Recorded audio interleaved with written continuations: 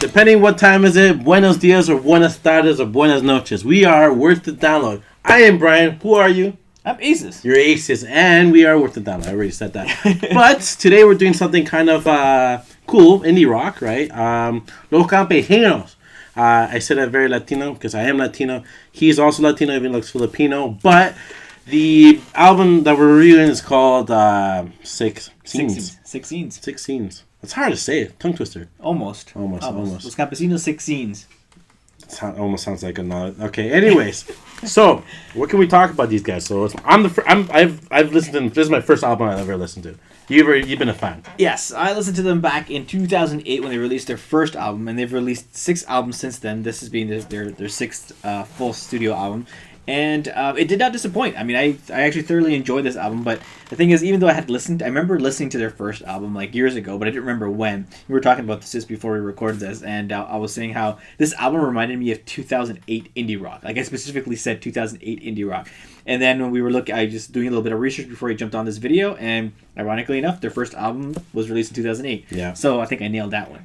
But Destiny. But I think they've really kept true to that sound, to that 2008 sort of indie sound. And so I thoroughly enjoyed this album. But I'm more curious to hear about you, since this is the first full album you've actually heard from the Campesinos. But so yeah, I mean, I've heard the name a lot, Los Campesinos, like in novellas and stuff like that. But yeah, the band itself, I never heard about them.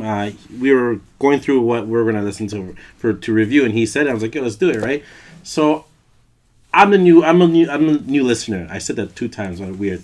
And going into the album, like I didn't know what to expect, right? So did I enjoy the album? Absolutely. I thought it was very catchy, very like the rhythms were great. The production was phenomenal.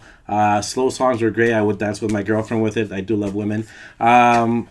So yeah, I definitely enjoy it. Am I the fan now? Yes, I'd say I'm a fan. Is it disappointing? No, but it definitely brought music to the table. Rock.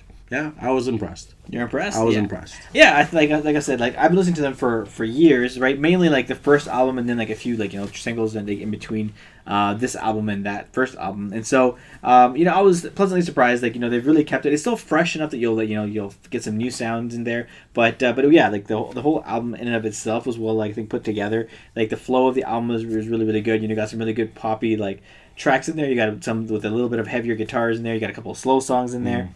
So overall, you don't really get bored listening to this album, even though I think a lot of the tracks were, obviously a very similar type of sound, but they were different enough that it keeps you engaged, and it really it brought me back to that 2008 sort of indie rock, especially British indie rock. So if you're a fan of bands like The Enemy or the Subways, bands like that, those are the albums that kind of like this album really reminded me of, and so it was kind of fun to be able to listen to a new album that reminded me of some old music, right? Right. And so I thought it was a really good mix of that kind of stuff. So if you guys are a fan of those, you'll definitely, I think, will like this album.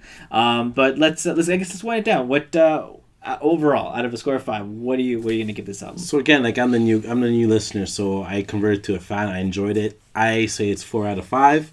Can't really complain. Really can't really complain.